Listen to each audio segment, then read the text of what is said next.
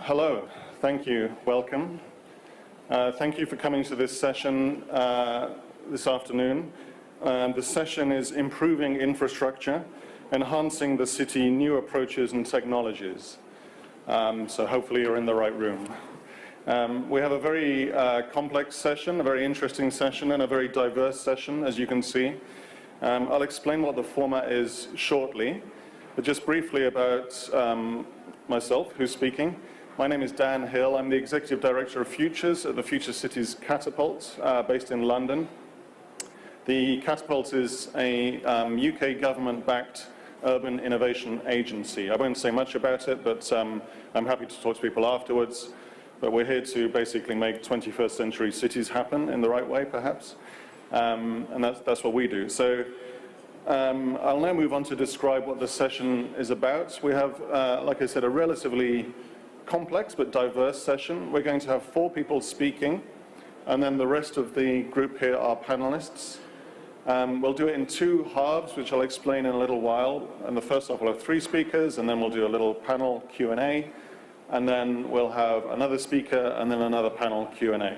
And then I'll summarize towards the end. So I'd like to introduce the participants here today. We have up here in different seats, we have Mr. Pyotr Buryakov, the Deputy Mayor of Moscow for Housing, Public Utilities and Public Works. We have Paola Vigano, the Director of Urban Studies, the PhD program at the Università IUAV in Italy, and also at EPFL in Lausanne in Switzerland. We have Mr. Weiwen Huang, Director of the Shenzhen Center of Design in China. Welcome. We have Pablo Alard, an architect, urban planner, and the Dean of the Faculty of Architecture and Arts of the Universidad de Desarrollo in Chile. And then our panelists, we have Mr. Liu from the official delegation in Beijing. Welcome, thank you very much. We have Mr. Vadim Yuryev, the head of State Fiscal Institution of Moscow, the Center for Traffic Management of the Moscow government. Then we have Eva Castro, the Director of Landscape Urbanism Program at the Architectural Association and the Director of the Plasma Studio Architectural Bureau in China. Welcome. And we have Mr. Alexei Novikov, the President of Habitatum International. Welcome. We're also joined by Golsa Fuladinejad, the Vice President of Energy and Sustainability Services at Schneider Electric Russia and CIS Iran. Welcome. Thank you. So I'll give a brief outline to the session, why we're here and why we think this is an interesting topic. Infrastructure for many years has been thought of as a very simple thing in a way. It was hard stuff in the ground often, engineering, wires, cables, ducts, those kinds of things. And it is still those things, of course. But we also know that it's much more than that now. And we know that the role of technology in particular is changing the way both the hard stuff, the hard infrastructure works and is provisioned and planned in the first place. But we also know that there's new layers of infrastructure that are at play in the city as well. So we can think of at least maybe 4 different kinds of infrastructure, and I think we're going to talk about all of those in different ways. So the traditional view, again, of the hard infrastructure, if you like, is, as we all know, the energy, water, waste, the mobility systems, the roads, the rails, things like this, that require careful planning. They're long-term investments. They pay off over many years, but they're also there for many years. So once you build a subway, it's there for 100 years or so, one way or another. So there's a distinct way that the decision-making works around that. And we'll talk about governance in the context of this stuff. There's also, though, interestingly, a kind of a soft infrastructure emerging over the city. And this softer infrastructure we might think of in terms of a digital layer, which sits on top of the hard infrastructure, and now is beginning to change it in different ways. So not just change the way that the operational efficiency of something like hard infrastructure works, so in a sense making energy, water, waste, and mobility just perform more effectively, but it's also offering new kinds of infrastructures there. So with mobility, for instance, we can see the rise of platforms like Uber and Lyft and other services, digital services, that change mobility quite radically in a city, but without building any new roads, or without providing any new hard infrastructure necessarily. They sit on top of the existing hard infrastructure, and yet they still change mobility, just in the same way that Airbnb somehow has magicked out of thin air hundreds of thousands of hotel rooms without making any hotels. So this soft infrastructure is also quite interesting. We also know there's a kind of a green infrastructure, which is maybe somewhere between hard and soft, if you like, which has a different kind of performance characteristic to it as well. Does different things to the city, often is highly linked to the health of a city, one way or another, however you want to measure that, the subjective well-being of a city. And we know there's an increased interest in how green infrastructure is seen as important as the hard stuff and the soft stuff that I previously talked about. And then finally, there's a social and political and cultural infrastructure, of course, overlaid onto all of this, which is to do with the way that we make decisions about these things and the way we interact with them, the way we understand them, what they mean to us culturally or socially. That, in a sense, is a kind of material infrastructure, if we think about it like that. Much more nebulous, much more complex, in a sense, but absolutely fundamental, because, in a sense, we don't get to derive the value of the other benefits unless the social, political, and cultural infrastructure is also considered at the same time. So I think across the panel and the speeches, we're going to talk about all of these different things in different ways. The first session we'll go through, which we'll have 3 speakers, will be about the planning and provision, to some extent, of this infrastructure, if you like. The second session is more specifically around the digital and the soft infrastructures, one way or another. But again, we expect there to be a blur between these two, just as I described, and I expect governance to come up in the first session quite clearly as well. So that's enough from me, I think, in terms of the session. I'm very excited and looking forward to seeing what people have to say. So on that note, I'm going to hand over to our first speaker, Ms. Paola Vigano, the Director of the Urban Studies Program in the PhD at University IUAV in Italy and EPFL in Lausanne. Paola, please.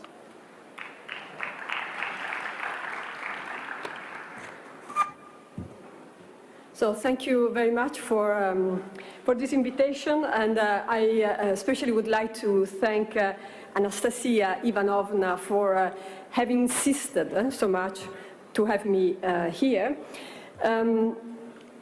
I don't know if the images are okay. So I would like to start from an hypothesis that was made by Bernardo Secchi a few years ago about the emergence of a new urban question. The emergence of a new urban question in a new, I would add, in a new type of city, what I call here horizontal metropolis, different forms of urbanity from those of the past. I think that we have to reflect, when we think about infrastructure, to the fact that the city has changed and is changing dramatically. So the first point is that the form of the city, the type of the urban space is completely different from the past. When I say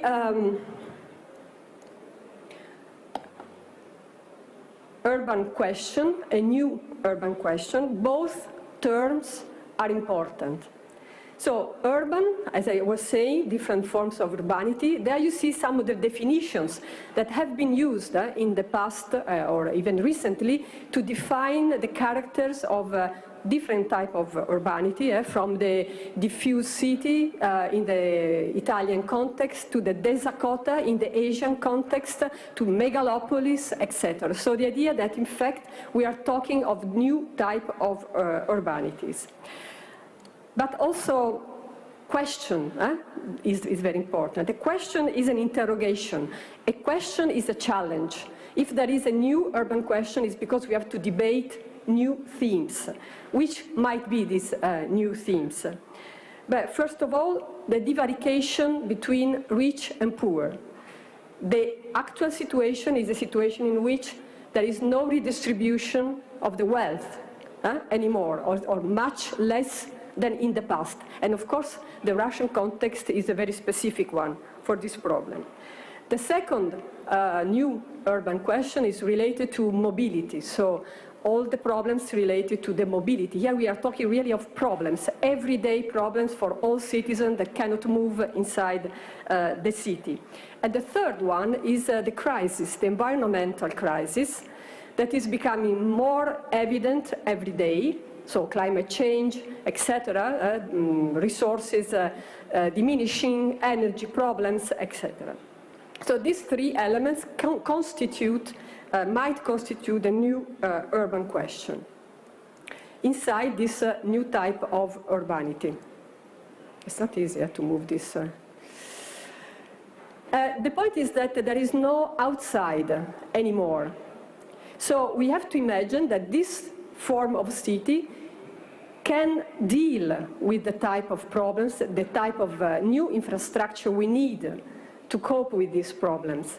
So in fact, that the hypothesis we have to make is that this type of urbanity is a renewable resource. How can we make the city, this type of city, so mixed, so fragmented, so heterogeneous, where you have agriculture, where you have public spaces, where you have production activities, all mixed together?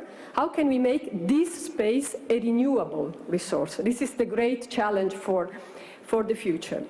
And to deal with these themes, I will go briefly through some experiences, because my conviction is that it's only through experiences, it's only through design experiences that we can understand something more about the future challenges and the future city. So the first one is a vision for Brussels 2040, so it's a long-term vision. Brussels region is the one you see in the middle, and you see it's completely different from, for example, Paris or even the Delta region of Holland. It's very much irrigated by an important network of public transport. So we can imagine that this is a region where you can test an important scenario, is the scenario of going beyond the use of the car, so towards a no-car scenario. There are many reasons that support this idea: the congestion, the pollution of the air, the health problems, the energy consumption. So many reasons why it is important today to start to reimagine all the infrastructures related to mobility. And this type of territories where this kind of horizontal situation, urbanity, has been developed during centuries are very interesting testing case for a no-car scenarios. How can we start for this new no-car scenario? For example, we can start with islands, no-car islands. We already do this, pedestrian islands.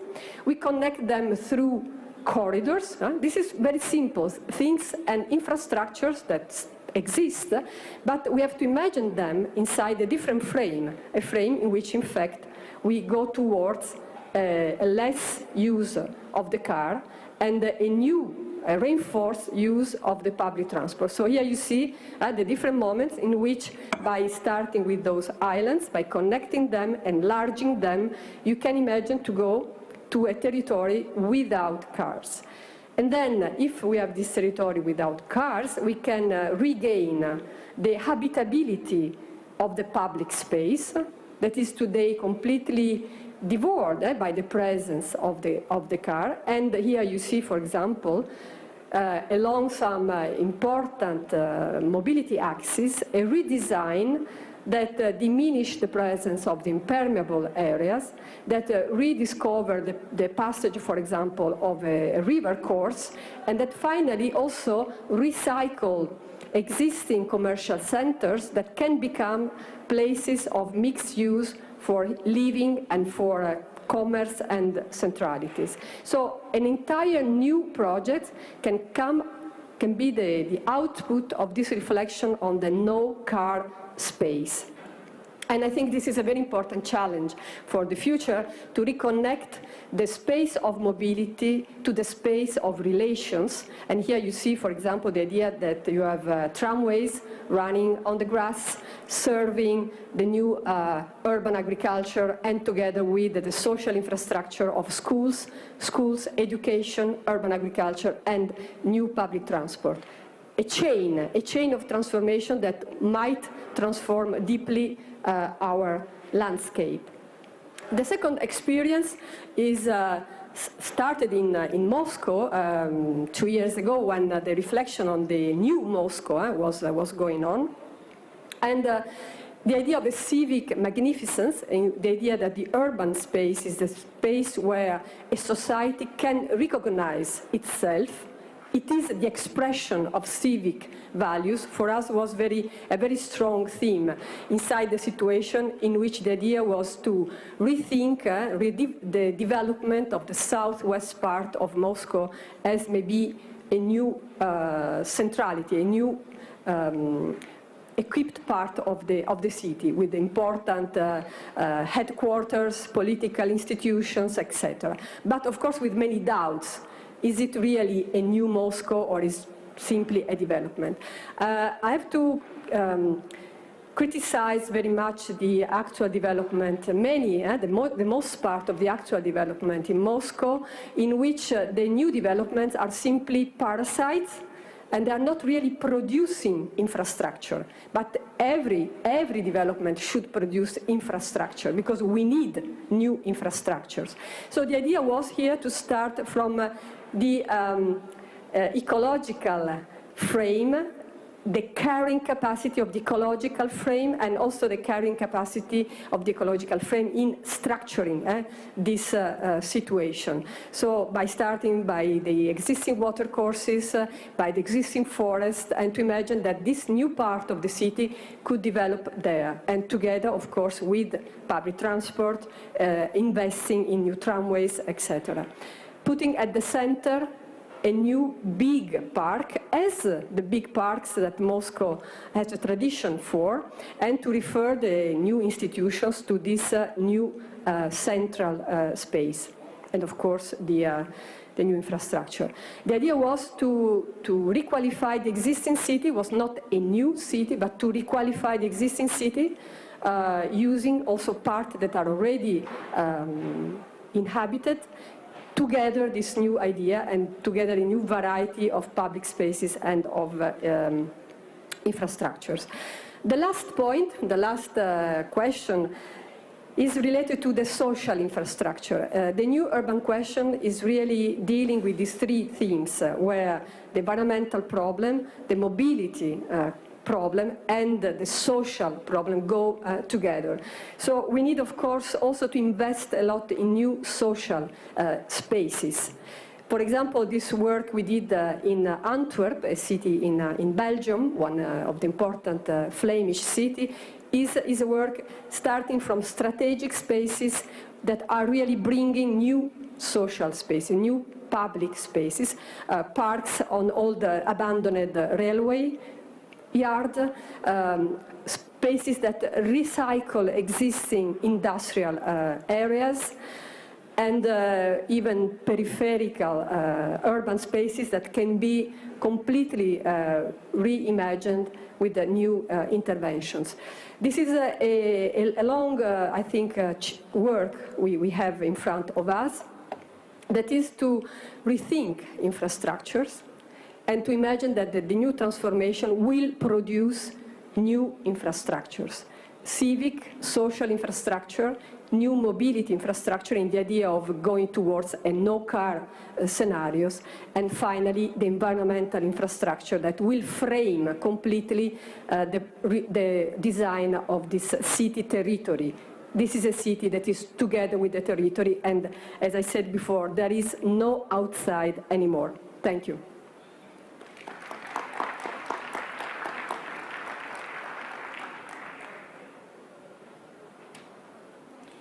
Thank you very much, Paola. Thank you. I'd like to invite now Mr. Biryukov, the Deputy Mayor of Moscow for Housing, Public Utilities and Public Works. Thank you.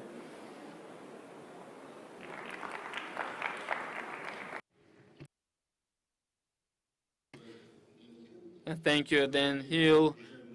Good afternoon, dear participants and delegates. I would like to welcome everyone who showed an interest to this forum because the topic is interesting enough, because it's everyday life of each of us.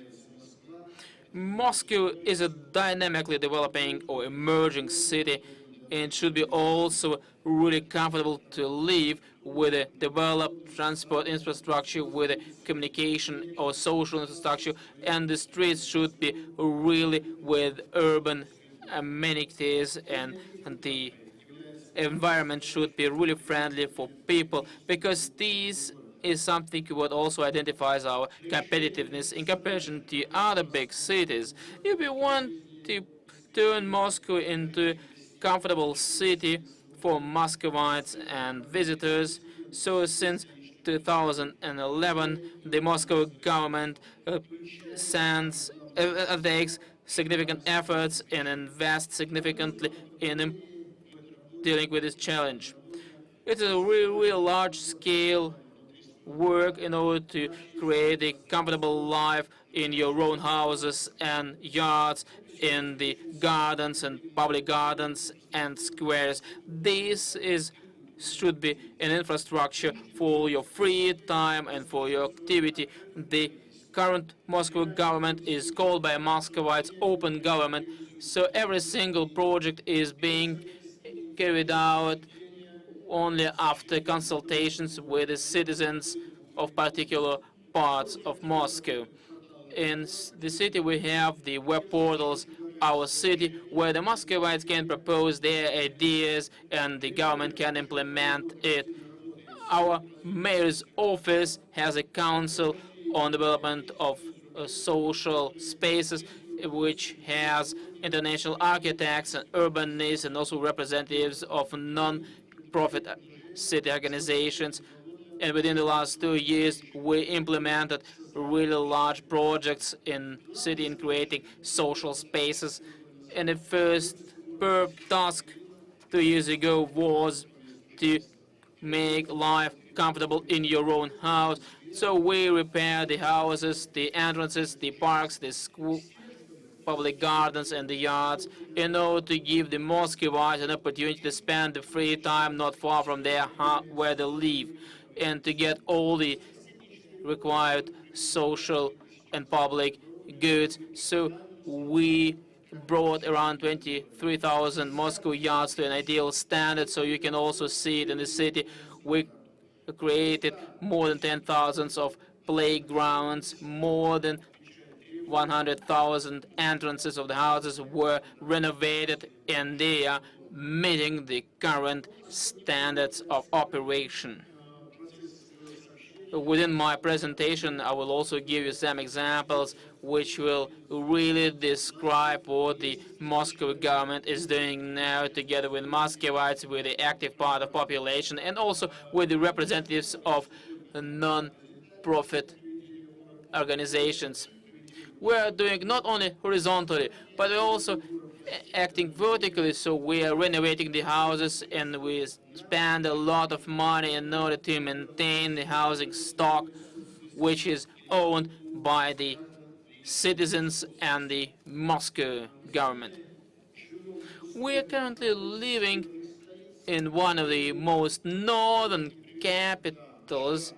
So, and the example of yesterday when the weather was really good, but now you may see that we got 15 centimeters of snow. So, but we need to provide the life of our city, and the cars should run on the streets. That's why we changed the standards for city cleaning. If we have 10 centimeters of snowfall, so it should be cleaned and taken away.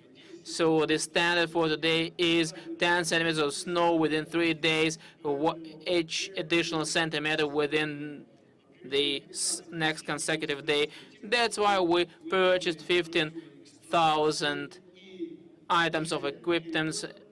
And so for the last 3 years, the city has been coping in cleaning the city streets from snow. We have been criticized for a long time, so it was possible to see the broken pavements on the roads and other miserable things, but now I can assure that every single meter of pavement was renovated within the last 2 years. So the total square is more than 120 million square meters. So in our northern territory, when we have only 70 times when the temperature crosses the 0-degree point, and unfortunately we can renovate the pavement only from April to October. Now we changed the housing stock management system in order to get only one managing company responsible what is happening in every single block, and the responsibility starts with the street maintenance and the house operation. So today, when we're mentioning the housing stock, it shouldn't be separated from the social spaces, and the colleagues before me mentioned the public islands which should be connected by the corridors. Moscow decided to go another way, so in our city we're creating the public or social spaces on the whole streets, and I invite the Moscow visitors to visit these newly refurnished public spaces like Krymskaya Embankment, Большая Dmitrovka, Nikolskaya, Maraseyka streets. The largest part of these streets is already given to pedestrians, and some of them can share the space between pedestrians and cars. The traffic flows are much better organized than it was several years before with the previous infrastructure. When we working on the pedestrian areas, on the social spaces, we managed to create within the last 3 years 88 pedestrian spaces with a total length of 100 kilometers. It's not only the central part of the city, but every single district has its own social space. And our task is within the next 3 years to add 400 more pedestrian spaces within the city, because it is not possible to imagine right now that the city infrastructure can be without cycle tracks and infrastructure. So we already set up around 200 kilometers of cycle tracks in the streets and the public gardens. So we also provided more than 2,000 cycle parking lots. So we normally used to say Moscow is a green city, and before 2010 we had 130 parks, including the Boulevard Ring. But within the last 4 years, we really intensified the work in this area. So out of these 130 parks, we really improved most of them, and 75 were really overhauled. So we also decided to set up the so-called public parks. This could be really green areas with more than 5 hectares next to the housing areas. I would like to stress that in 2013, 108 parks, people's parks, were planted in Moscow with a total area of 220 hectares. So you said, I have already mentioned that Moscow increased its area. Now we have new districts. And I should say that 3 new parks with a total area of 50 hectares were planted last year for recreation and for people to walk there. And this decision was made by our mayor. The mayor's next decision was to improve the area of VDNH. This is the People's Exhibition, Great Exhibition. During 2.5 months, our services, reconstruction services and maintenance services, brought everything in order. Up to 800,000 people visit daily VDNH, and even more. And today we organize the largest in the world skating ring with artificial ice, with a total area 22 square kilometers, with all the necessary infrastructure. You know, we need winter type of recreation during the summertime, we have special lanes for bike riders, but during the winter time, we have skiing pista for skiers. Mostly most of our skiing pistas are lighted. There is a special lighting poles. We have about 1,600 skating rinks with a total area 675, and we have also 675 kilometers of skiing pistas.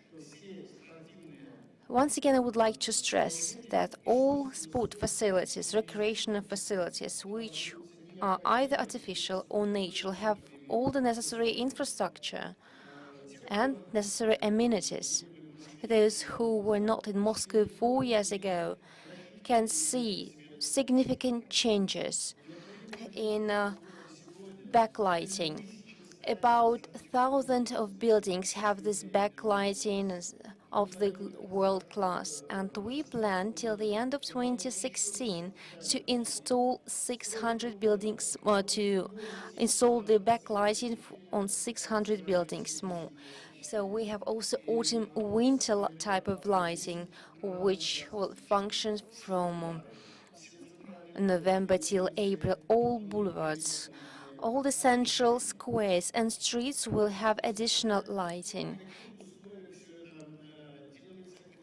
And now let's discuss whether we have enough resources and what are the conditions of our work.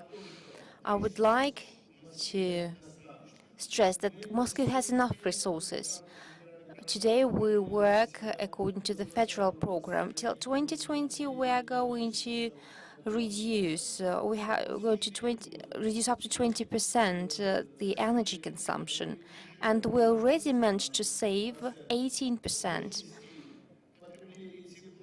Heat consumption is now twice as much that we consume. As for water drainage, it's possible. As for clean water, we can allow ourselves to increase the water consumption because we have lots of resources and reserves. We have also spare capacities. All this makes me feel happy, but we should not still idle.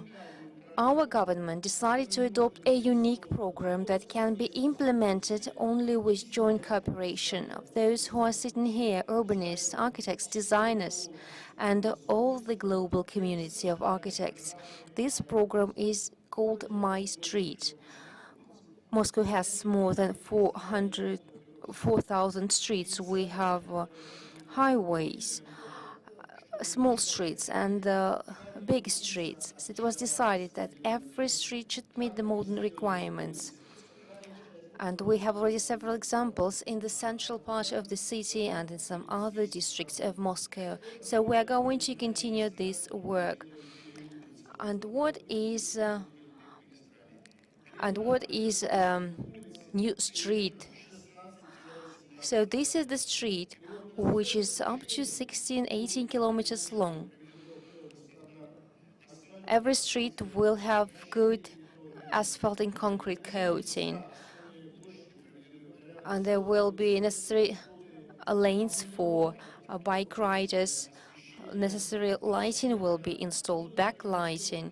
We're going to repair facades, and there will be also different facilities, recreational facilities in parks, in pocket parks. So we have lots of work ahead of us.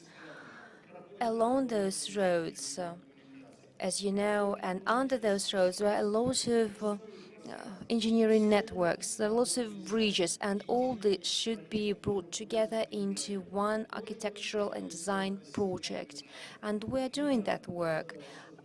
Our mayor has set a special team, a special working group, where well-known designers, architects, and painters work together. We hope the colleagues who are sitting here will also will also participate in this work, and probably your ideas could be used in either in Moscow or in some other cities of Russian regions. So once again, I reiterate that we do not have much time, only from April till October. And thank you so much for coming here and deciding to share your experience and your ideas. I wish you all every success. Thank you.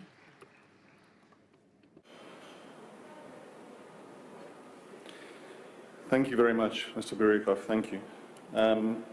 So next up, Mr. Waiwen Huang, the director of the Shenzhen Center of Design in China. Thank you.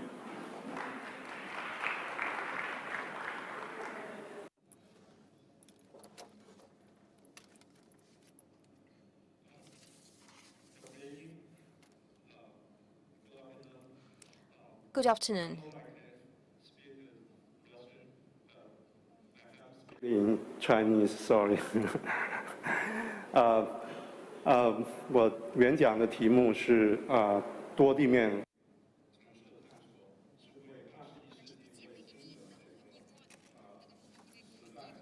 So the main topic is the multi-level city and its multi-ground city and its exploration. And I would like to discuss what is necessary for such city development.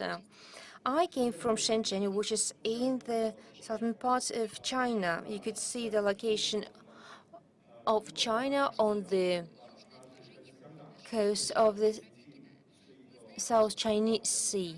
So you could see where we are located in terms of geography. Shenzhen is developing, but it differs from Beijing and Hong Kong. Shenzhen is located in the estuary of the Pearl River. It has a special economic special zone which was established in 1980. Since that time, the outperforming development of Shenzhen started, so right after the appearance of the special economic zone.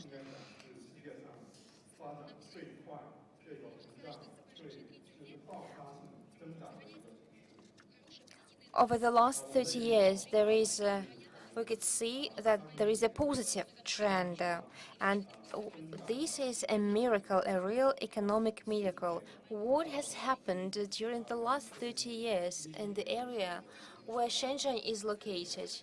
You could see that Shenzhen managed to develop and managed to evolve in a very short time. Its population increased very rapidly. If we compare what was there 30 years ago, in 1979, for instance, we had 320,000 people, but now in 2010 we have already 13 million people. We see the increase of GDP, which grew up by 3,500 times. And this all was achieved due to the development of those lands which were not appropriate for urban development. Have a look at this map here, that appropriate for development lands occupy only 50%, and this land doesn't suit for the construction of houses or any infrastructural projects. Unfortunately, the forced development of such areas doesn't generate good results. Therefore, we have new strategies, and we develop new strategies for peaceful coexistence, for the harmony of industrial areas and natural areas.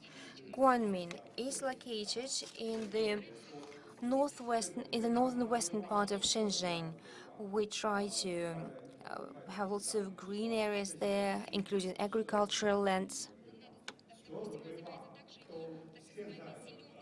For instance, we have a special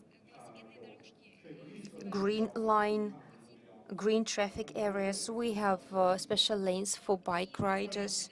We try to limit the number of vehicles, cars that emit CO2 into the atmosphere. I believe it's very important.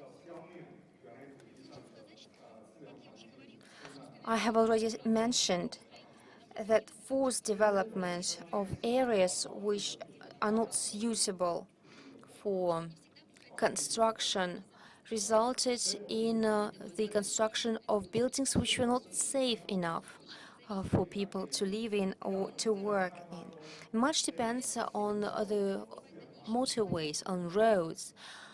As you know, to develop a good city, to have environmentally friendly systems, so we need to think about the location of new ways, of new roads for railways, and how to provide more space, more free space, which is not under construction. Now we have new projects on elevated roads, which, figuratively speaking, hang in the air. Of course, we have lots of difficulties, but we try to save land and not to build on the roads, but above the roads. By doing so, we also try to reduce emissions, harmful emissions. We have commuter trains, which have a very high speed, up to 300 kilometers. We build ports, airports, and quite a branched and well-developed metro system, with the trains moving up to 100 kilometers per hour. I should say this all is very good for the environmentally friendly development of the transportation system as well.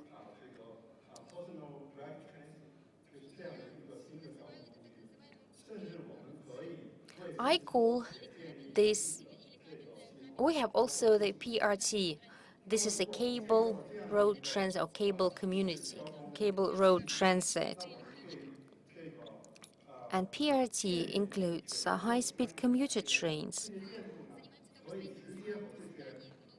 In addition to transportation development, we construct new types of buildings. These are the buildings which are well integrated into the road system. Here you could see some new examples and architectural solutions and designer solutions. You could see on the slide some of such solutions. These are not high-rises, but the buildings are quite tall, and such buildings are located in different parts of the city. Why we're doing that? We do that to save space. We want to give back to the nature those lands which were taken into development and into construction. Here you could see what was before and what is now in the new District Guanming. Here you could see those elevated roads on which the cars are depicted and the public transport. Our major tasks are to recover the environmental system, to develop ecological urbanization, and also to reduce harmful emissions, to plant more plants and trees, and also to integrate the urban landscape and the natural landscape and waterways. We also have our network of walkways, of pathways for passengers, for people walking, and for bike riders. We want to reduce the amount of cars. We have also new types of construction materials. Have a look at this slide. This is what we suggest. So these are solutions provided by our center, and this helps to reduce costs for construction, and also it makes our cities green. We have lots of applications, mobile applications, that have to monitor the situation on roads. In addition, we can see what roads were built and which are under construction or reconstruction, or which roads are going to be built in the future. Here you could see the table with the breakdown by the type of transport. As you see, here we have the on land transport, including railways, and there is metro. Then we have bicycles. The number of bicycles is here in this table, and these are various districts. From the left side, the central district, then in the center, the residential areas, and from the right side, you could see agricultural area or rural areas. And you can also see here the proportion of high-speed ways and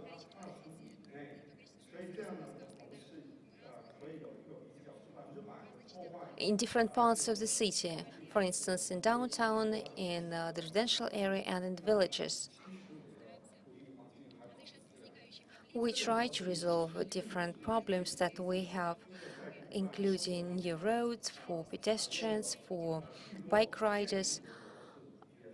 It helps us to reduce the damage on the. It helps us to reduce the damage on the environment, to the environment.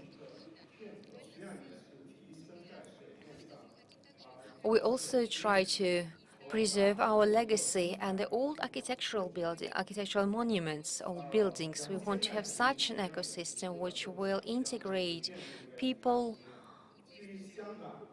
and people's history, and also the buildings which were built by people.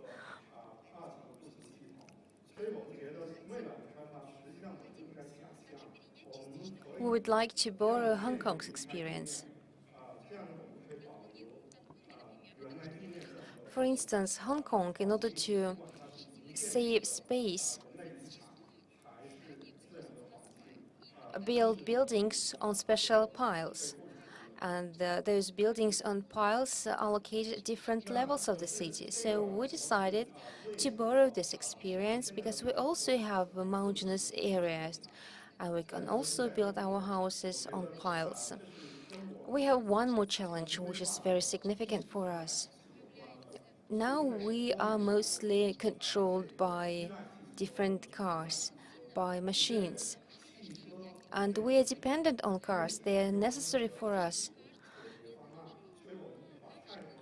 How can we resolve this problem? How can we resolve the problem of traffic congestion in the conditions of a megacity? For that, we need to change our mindset, our ideology. We need to make a breakthrough.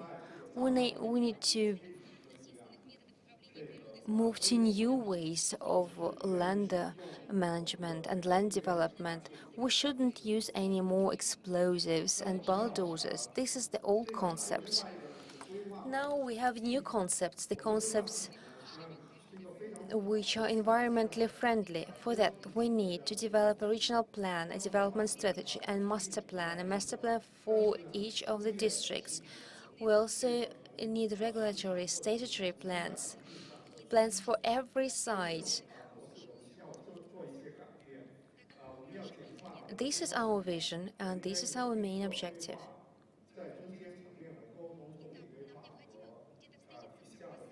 We need to find this meeting point, and we also need to ensure that those regulations which are from the top, which are imposed from the top, could meet the requirements of people, of users of the ecosystem.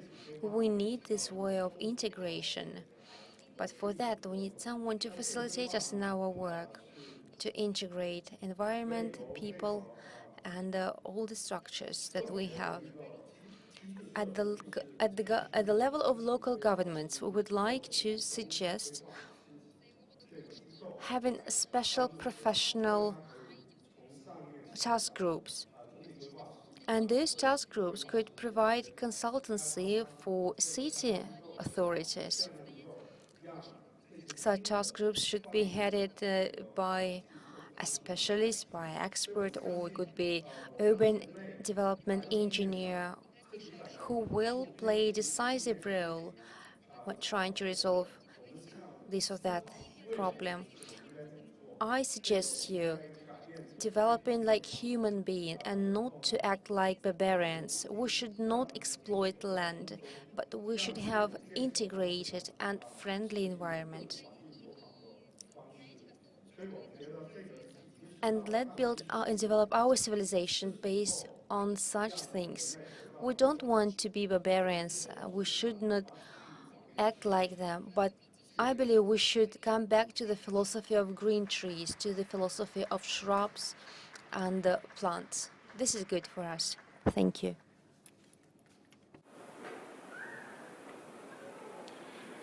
Thank you so much, Wawan. That was very nice, thank you. I particularly like the animation at the end there, it's good. So I'm going to just ask Eva actually to respond to one key question, if that's okay, just in the interest of time to keep things moving. So Eva, we had three excellent presentations there from different angles and each plugging on different things. And a lot of talk of park and roads and streets, and then car-free zones and horizontal developments and so on, and even ending up in the trees at the end.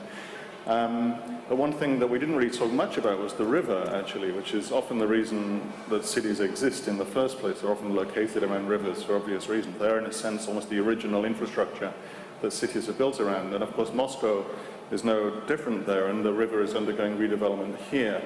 So we wanted to just get your reflection on the role of the river and the park infrastructure around, with particular reference to Moscow, if you can. Thank you. I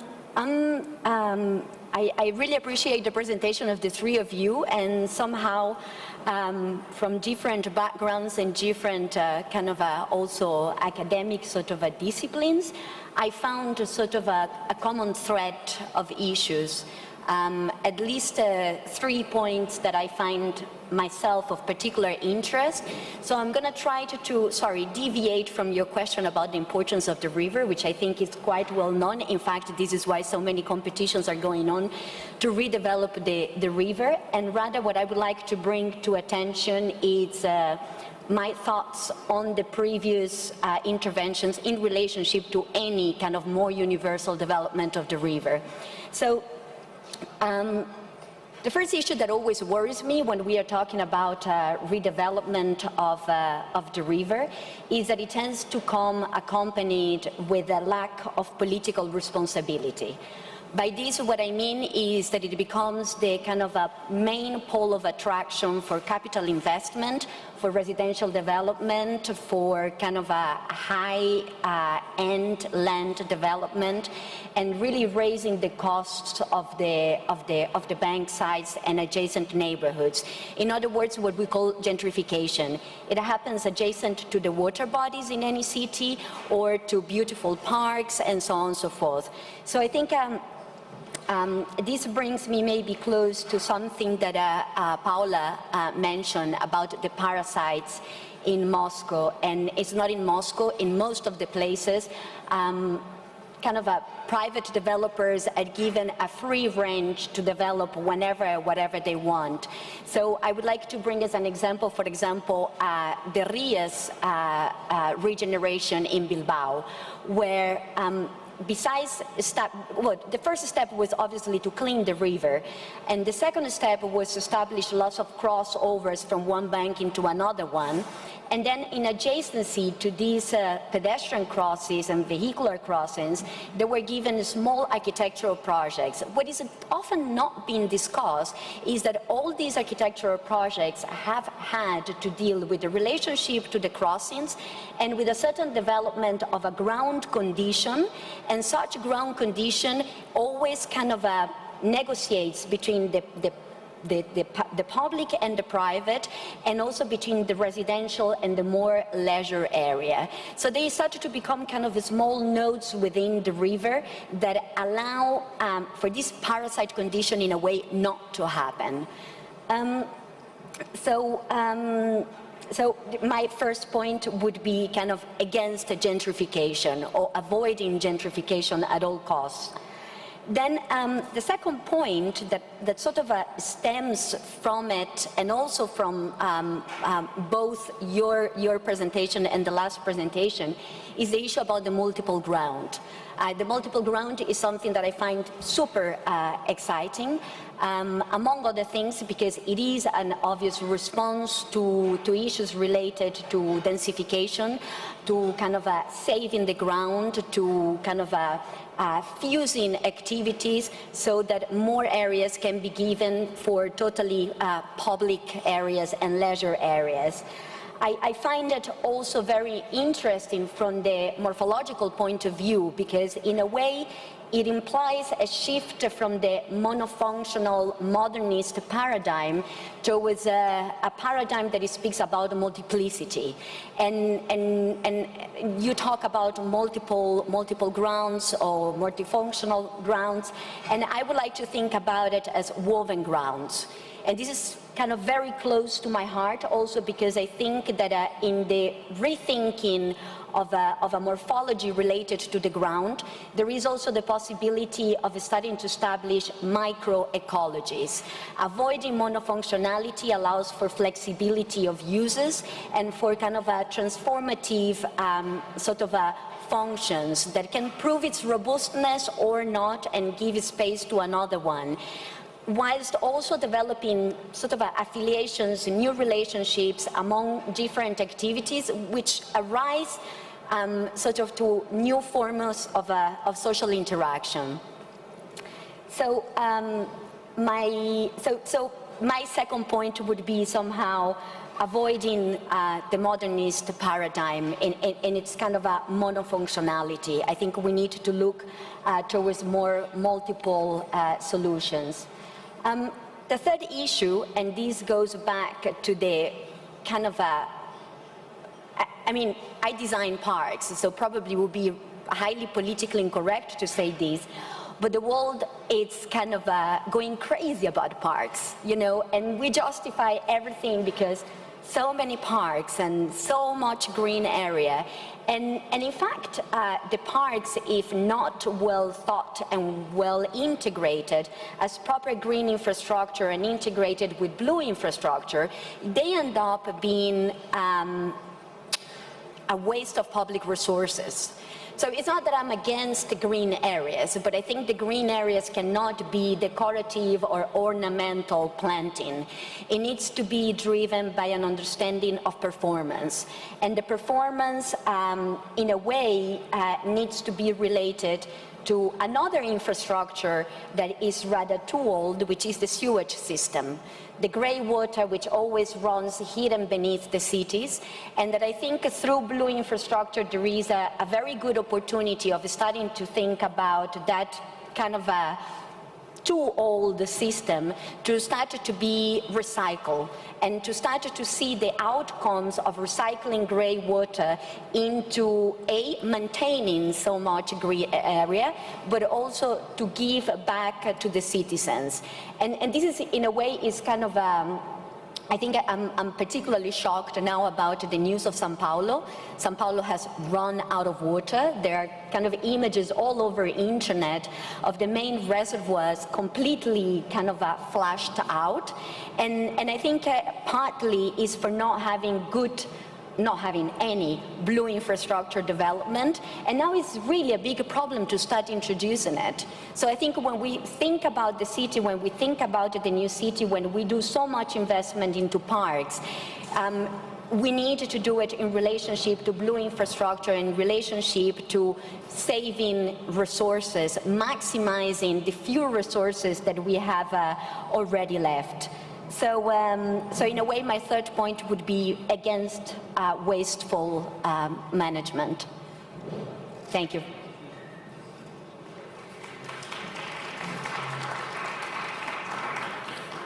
Thank you. That was great. A very nice weaving together of infrastructure and also the themes in the presentations. Thank you. So I'd now like to move into the second part of the session, and I'd like to introduce to the stage Pablo Alard, who's an architect, urban planner, and the Dean of the Faculty of Arts and Architecture at the Universidad de Desarrollo in Chile.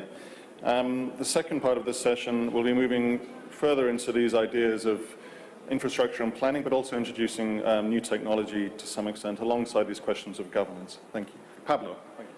Thank you. Thank you, Dan. Thank you for your presentations and your patience. What I'm going to address is another view from the other side of the world, from the global south.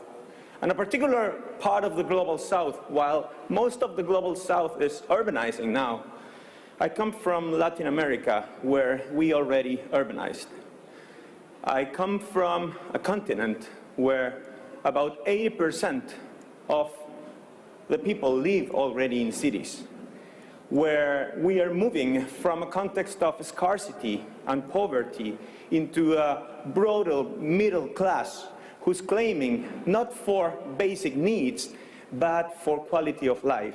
And it's already happening here and now, and cities are the drivers of Latin American economies.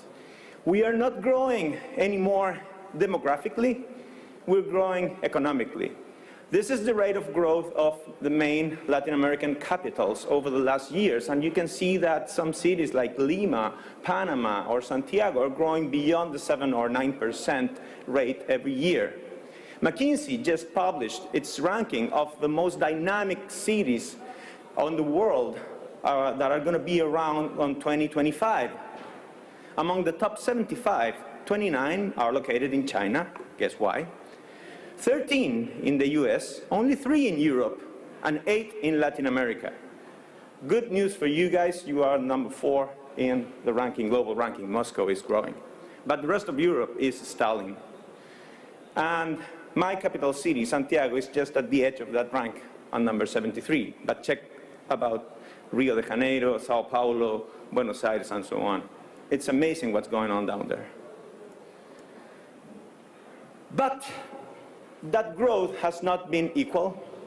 We have a lot of things in common, not only within Latin America, but also around the global south. And one of those things in common is the socio-spatial segregation and the overlap of formal and informal dynamics. This is not a Photoshop. This is Paraisopolis, one of the biggest slums or favelas in Sao Paulo, Brazil, next to one of the wealthier areas of the city. Just a wall differentiates the wealthy apartments with private swimming pools from the favela. And that could be informal because the city is a magnet that attracts people to the opportunities it brings, but it could be also government-driven, like the housing policies in Chile that has promoted access to permanent housing for most of the Chilean people, but in locations far away from the opportunities, generating a lot of gentrification and next to quite big hazards like those pits you see there. We are learning the lessons, and now in Latin America we are trying to retrofit the city and started retrofitting the informal, recognizing the slums as part of the city and using infrastructure not only to provide access in terms of transportation, but also as a bridge for social equity. And that's what's bringing cities like Medellin in Colombia as one of the most innovative cities, because the cable car is not only fixing the problem in terms of access to opportunities through sound transportation, but also taking it as an advantage to create social infrastructure in terms of having each station as a social place, as a place for public services, as a place for safety, and even the grounding of each of the piles of the cable car. It's a park, it's a social venue, and so on. And we're also bringing social infrastructure like libraries, like schools, and so on into the slums. So they become beacons and signs of hope and pride for the poor, who are becoming soon the middle classes. And that's the example from Bogota and Medellin, and now it's spreading all over Caracas in Venezuela, La Paz in Bolivia, and so on. So the city of the new Latinos is changing. The rate of poverty in Latin American cities is about half of the rate of poverty in the mainland. And we're about to get the great leap forward towards a middle-class society, and that is challenging both city officials and the capacity of the government to respond to that forces, to that emerging kind of creative force that is coming from these people. Take a look at this social housing in Chile. Small apartments are far away from the opportunities, and people are adding value to them, expanding, recycling, all these kind of like risky additions to their small apartments in very poor communities because they want to add value to their homes.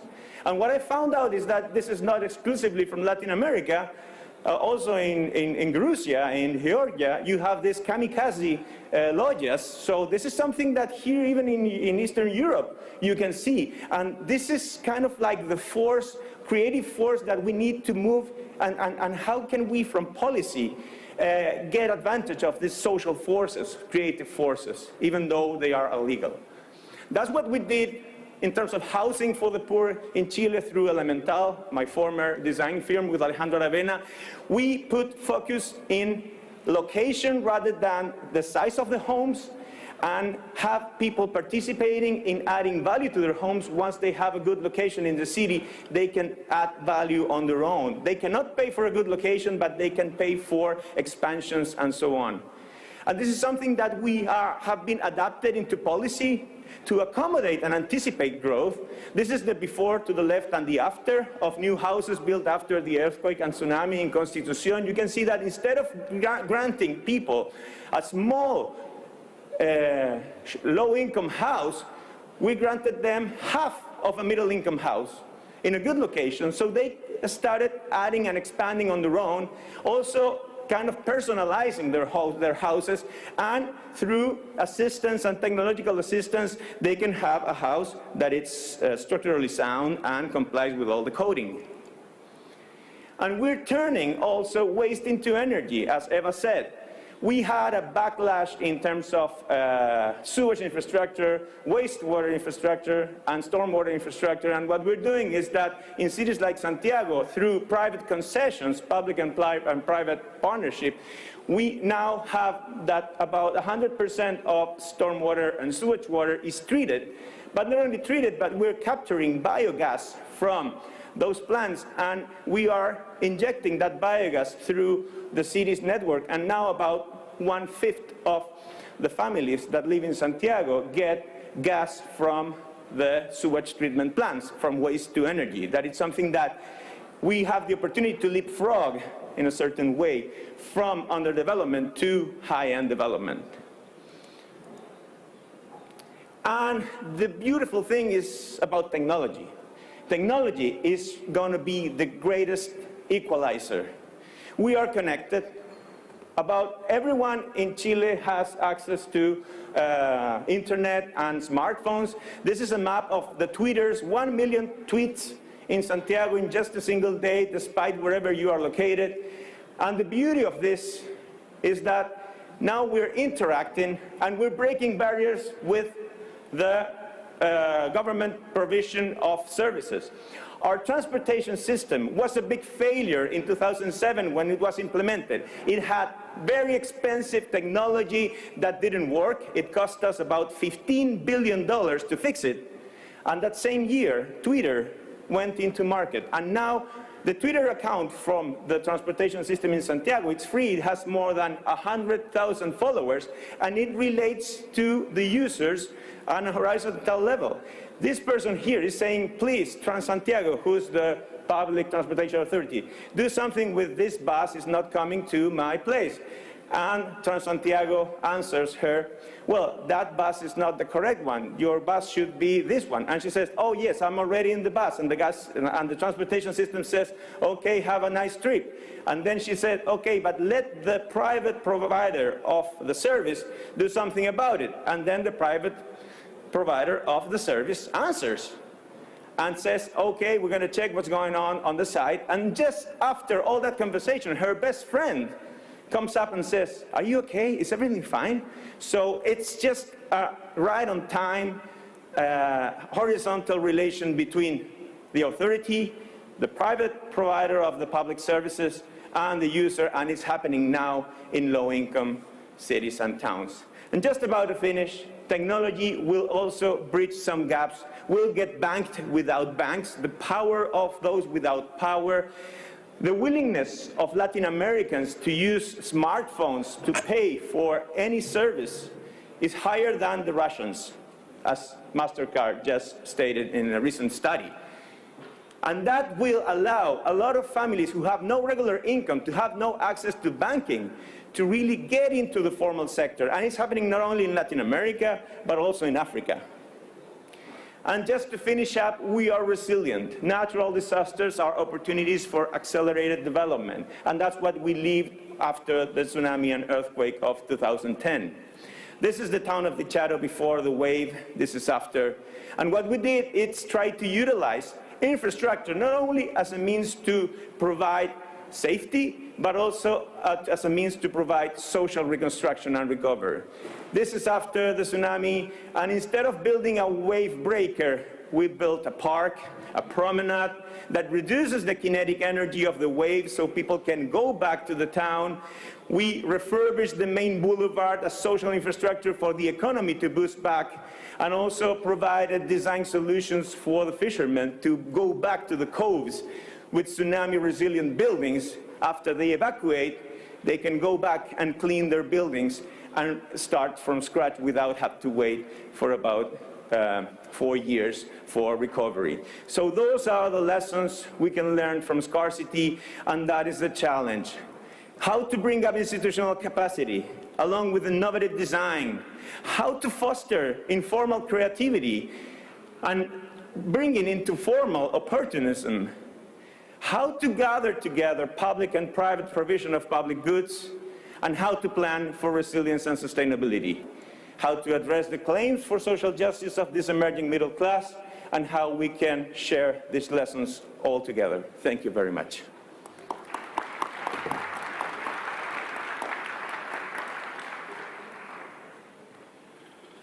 Thank you, Pablo. That's fantastic. Before we move to the panel, I know Mr. Buryakov has to leave early, so we just wish to extend a welcome and a thanks to him for his speech. Thank you, Mr. Buryakov. Thank you.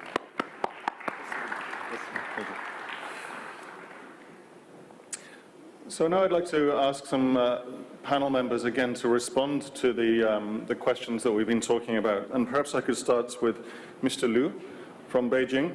And we'd like to understand, in a sense, what approaches and technologies have been used in the modernization of Beijing from an infrastructure point of view, and what might that experience teach us for other cities such as Moscow?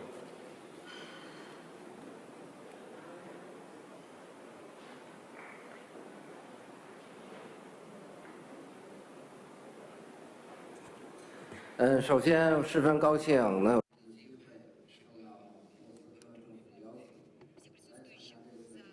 I would like to thank everyone for this opportunity to visit this Moscow Urban Forum and to share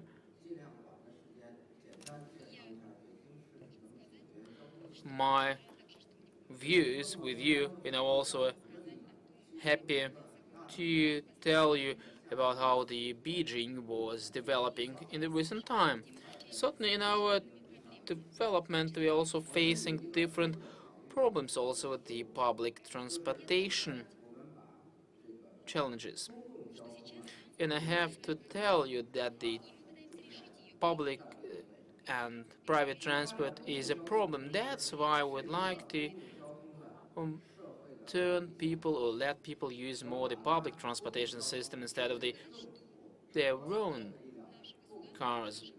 And now our government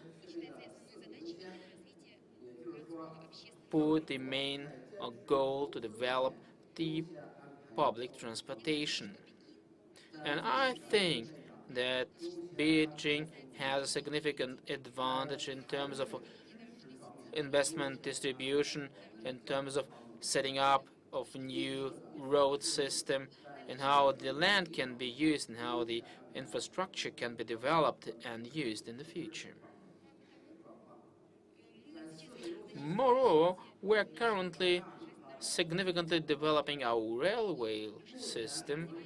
Moreover, we also focus on the public transportation, and we achieved significant results because we developed our expressway system of highways. In the total mileage of this highway is 7,300 kilometers, and we have 1,400 kilometers within the city and the rest in the suburb. We also constructed a great number of very high-speed motorways, and the total length is up to 1,000 kilometers. Moreover, we are trying to develop the railway transport because it's the most environmental one. And I have to tell you that at the moment we have the 17 lines of the railway transport in the city, and we achieved the share of 40% for the railway transport within the total public transportation system in Beijing. Moreover, we built a lot of parks, constructed a lot of business buildings, and also a lot of production facilities. Our public transportation was added by the environmental projects. We also think about cycling tracks and also organize the cycle park lots and also organize the cycle rental system. So we also think we have enough bicycle tracks and everyone can rent a public bicycle and ride through the city, and you also have enough bicycle parking lots, what also gave us an opportunity to decrease the emission volume.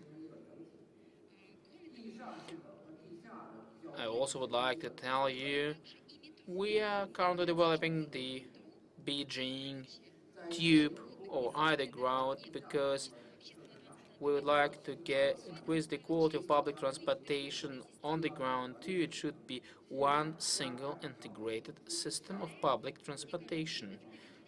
And I think it can help all of us and increase the quality of life of common people who have to travel every day from home to work and back. So I'd like to add, because there is a significant pollution problem in Beijing. Beijing has a lot of large industrial facilities generating a lot of pollution, but also the pollution from the cars is even more significant in terms of size, and it also has a great negative impact on the environmental situation in the city. That's why we do garden a lot in our city. In this context, I also said about the development of the bicycle rental service.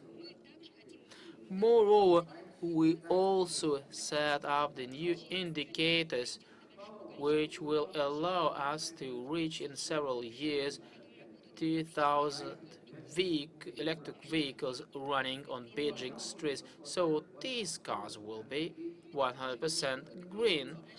A lot of industrial enterprises started using these green cars for their business, and we have more than 700 these enterprises, industrial enterprises in the city.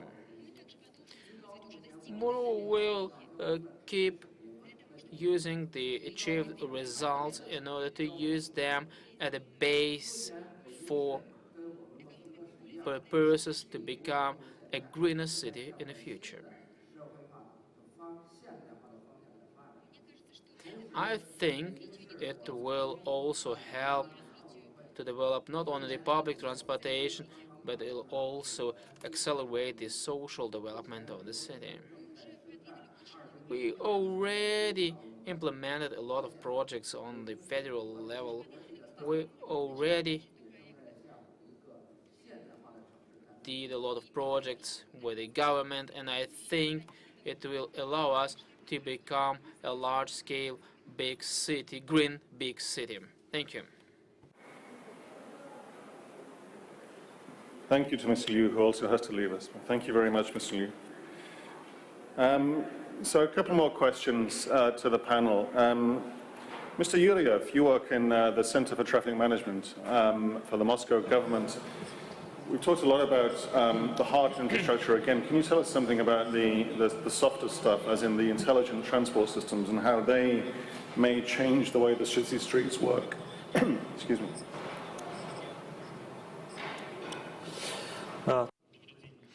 Good afternoon, dear colleagues, dear delegates. Thank you very much for your question. In Moscow, we already deployed intellectual transportation system which accommodates several elements, and the best result we can get out of it, there are 5 main things. That the first one, the traffic light management, when the system can be automatically set up depending on the traffic, and the system can also manage several street lights and can also manage what is happening on every single crossing, taking into account what is happening also on the area next to the crossing, because for this the city traffic system is a well-connected system, so the traffic lighters are really important, so we can optimize how these traffic lighters are functioning. The second thing we're implementing, this is the monitoring system, so we need to provide the information for decisions, and the technologies are developing now. So the next stage is the video intelligence system, when the system can identify whether a certain incident happened or not, and can also attract the operator's attention to the incident, and then the operator can contact the traffic police or any other authorities and services involved. For example, if there is a significant crash, it can also call the evacuators or any ambulance. The fourth way is our communication with the drivers, because everyone who come to Moscow can also see the information displays on the streets, where we provide the information which is needed for drivers. Or we start with basic information, now we provide the traffic and jams map. We can also give information how much time you may need to reach this or that point or destination in town. In a case of emergency situation, we can also use this information displays in order to turn the traffic to another direction. Another important element is our intellectual transportation system, and this is the video surveillance system. We have around 500 video cameras, and the main task is actually to catch the law breaches. So we also organize the dedicated public transportation lanes. We also want to track that the speed limit is not breached, and then the private cars are not using the public transportation lanes. So we increased, we also are intensifying people to use the public transportation instead of the own private cars. And this video surveillance system is important, because where the cameras are installed, we can see that the number of traffic incidents goes down by 24%, and also the accidents with the victims are also decreasing. And this the most important result we get out of it. Generally, we think more integrated, how to make the city more comfortable in order to let the city run. We had a lot of disputes in Moscow where it is worth introducing the payable parkings, For example, we introduced the charge for parking in some of the districts, so we increased the speeds on the street, and the people living in these districts will benefit from the smaller traffic. When some of the members of municipal parliaments are required to introduce this pay parking in their districts because they see the really good effects and they really want to have it introduced. If we go back to the intellectual transportation system, I would like to say one more thing, because they have a control center and we need to improve the system working algorithms, and we need to monitor the situation in the city, and probably can get a big brother which is watching after everyone. It is not what we are, but this intellectual transportation system is a very good tool to improve the situation. Thank you very much for your question. I'm glad to hear that. We're nearly running out of time, but we do have two more panelists to bring in. So I want to talk to Mr. Alexei Novikov to also respond to the possibility of the kind of data we've been talking about, but more in terms of the urban planning and the citizen participation side. Please, a few words on this. Спасибо большое. Thank you very much. One of the largest problems of the modern city is that the classical infrastructure is under pressure of a very mobile city society.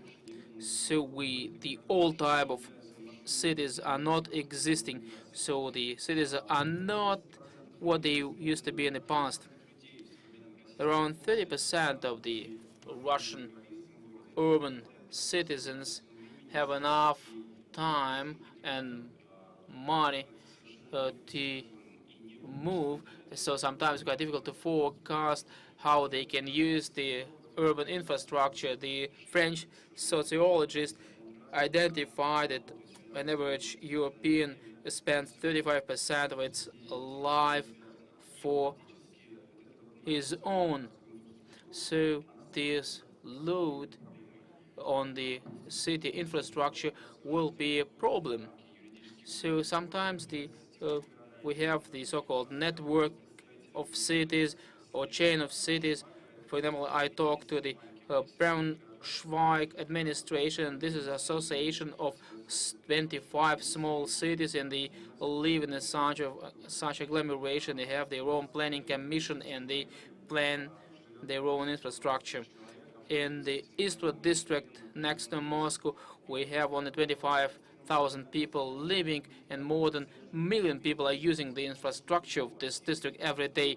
In this case, we need another type of infrastructure which can allow you to analyze the spontaneous data. This data can be generated by the people. It could be any information from the cell phones. It could be tweets in the Twitter. It can be credit card transactions and so on. And it allows us to set up a self-setting system and the coordination system between the mobile society and the infrastructure, because the current infrastructure is not able to track all these movements and changes, but it should be able to cope with the challenges. What kind of resources do we have here? Because we studied some of the Moscow streets that 40% of the time, the Moscow city spaces are not used by 40% of the time. How can we use this information for the city planning and development? But this is a potential. What are the key questions here? Unfortunately, I'm limited in time. That's why I will give you only one example. This is the status of the data which are owned by private companies, by the cell phone operators, or even credit card operators or banks. All this information should be anonymous, and the status of personal data should be protected. But we also need to invent a way how the city and the city planners can use this data in order to see how the city can look like and how it is in reality. That's why I would like to welcome the initiative from the World Economic Forum and the World Bank and the United Nations, who created an alliance in a big spontaneous data for the city development. And the last topic, this is the intelligence, because the real-time data, they are great and the technologies allow us to see them, but the future-oriented intelligence can give us much more. Unfortunately, this intelligence is underdeveloped in Moscow, so to develop this intelligence is a task for the modern city. Thank you. Thank you. And then finally, I'd like to ask Golsa Fuladinejad to respond to a few of these points as well, particularly about how much efficiency and resource effectiveness could be derived from this kind of soft infrastructure alone in terms of energy management, efficiency, and so on. Golsa.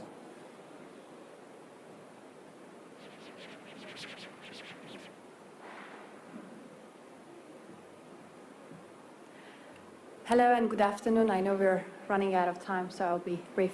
Just very, very short on what we bring, our company brings. So I work for Schneider Electric. We are global experts in energy management. Basically, we are providing cities and our clients basically with a full energy management solution for a smart city. We believe that cities should be smart and resilient, but at the same time, it's not enough, because at the same time, they have to be efficient, which means that we have to have the data, energy data, security data, all the city data. We have to be able to share this data, and we have to be able to manage it to achieve the efficiency. As it was mentioned by the mayor of Moscow, cities should be livable, which means that it should be, the changes and the smarting should be in the favor of the residents of the city. Also, we have to not forget that we have to create jobs for the people. And the third point, in addition to being efficient and livable, is that it should be sustainable. So going to a smart city, we have to be efficient in costing, and we have to avoid making a lot of very huge infrastructures for making a city very smart, because it's bringing more additional effort to make it, again, efficient. So being smart and then being efficient, livable, and sustainable, they're like arrows going to different directions. Controlling them is very difficult to bring them to the center, but some companies, like our company, can do it. So we have solutions for smart energy, smart grids, energy monitoring systems, shore connectivity, smart gas distribution, all smart energy distribution. We have smart mobility, electrical vehicles, traffic management, which was mentioned. This is the key for the cities. So we have full traffic management solutions, transportation management. Number 3, we have smart water. Water is very important. It was clear here, clean water, the distribution of water. We have water management system, distribution, control of the losses, flood management solutions. Number 4, we have smart public services, like video surveillance is a very important thing in the management of the city, information and also security of the people. Other things is lighting of the city, and then number 5 in the list of the smarting the city is basically a smart home, efficient home, being able to manage the efficiency and connecting it to the grid. So it's a full range of solutions that can, in a package, make the city smart. Of course, it's not only a company like us who bring the technology. It should be local players, global players, and the technology holders.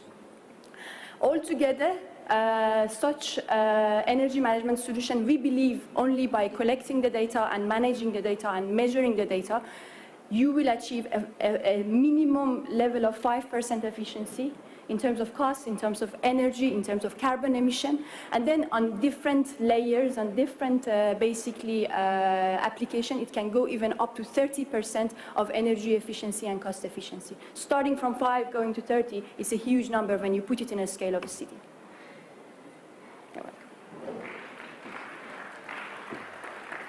Thank you, Golsa.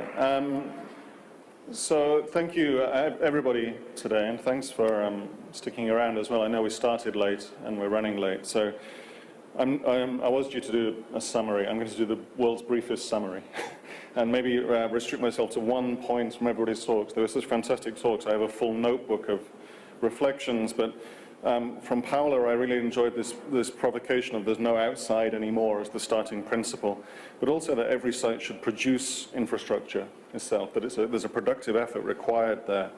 From Mr. Biryakov, we heard about the extraordinary investment in thousands of kilometers of roads and infrastructure and parks and so on, but also this idea of how a city works in extreme weather, actually, and as extreme weather is occurring in more and more places and becomes, in a sense, less extreme in that sense. Maybe other cities could also learn from cities like Moscow that can handle weather quite well, actually. From Wei Wen, we heard some lovely poetic ideas, I think, about the different layering of the city, and I love the idea that the previous kind of road-dominated layer of the city might sort of sink into the swamp and be reclaimed by nature, and that we lift ourselves out of it almost as a kind of a floating city, or learning from Hong Kong where resources are constrained in terms of space. From Ava, there was a lot there in a short space of time. There were so many ideas, but particularly this picking up the parasites point also that Paola made and running with that, and then also the multiple grounds, the multiplicity and sort of hyperdensity of functions that can be woven into a particular space instead of things being sort of separated in the old modernist sense. Pablo also, lots of ideas, huge number of very impressive things coming out of Chile now, including 100% of sewage water being reclaimed, but also the biogas effectively being skimmed off the top of that process and then supplying the city. The Elemental project is incredible, of course, the building half a house in order to enable time and investment to generate the other half of the house over time. And also the tweeting, and there's key questions about how on earth that scales, because you can't have millions of people in conversation all the time with the City Transit Authority, but clearly amazing breakthroughs possible there. From Mr. Liu, we heard again another major city, Moscow, investing a vast amount in infrastructure, but also this relationship now in Beijing between pollution and traffic, and that being tackled head on. From Mr. Yuryov, we heard again a very impressive set of innovations around traffic management and in terms of optimizing the existing traffic within the city. I think the interesting question again is, when does data enable you to do predictive analytics that enables you to, in a sense, know where the traffic accident is before the accident happens and then stop it happening? That's the next step there. But I'm also very glad to hear that you're not Big Brother about this, which is good, of course. And from Mr. Novikov, we heard also some super interesting stuff about this new layer of infrastructure that's beginning to emerge around citizen participation. There was an hour-long speech there in what you were talking about, which we didn't give you enough time to do, so I apologize for that, but huge possibilities there. And then from Goltseful is Inajad at the end, again, this sense that we can gain savings of up to 30% on the existing infrastructure, in a sense, by using software and other digital techniques in new ways. This is such a key point now. Having built all this infrastructure, we're not going to be able to invest in the same amount of infrastructure over the next 100 years or so. So it is about optimizing, making more efficient what's already there. So all kinds of possibilities there. So enough. I'd like you to join me in thanking our panelists, and thank you very much for the session, and I hope you found it useful, and I believe there's possibly time for a quick coffee. So thank you.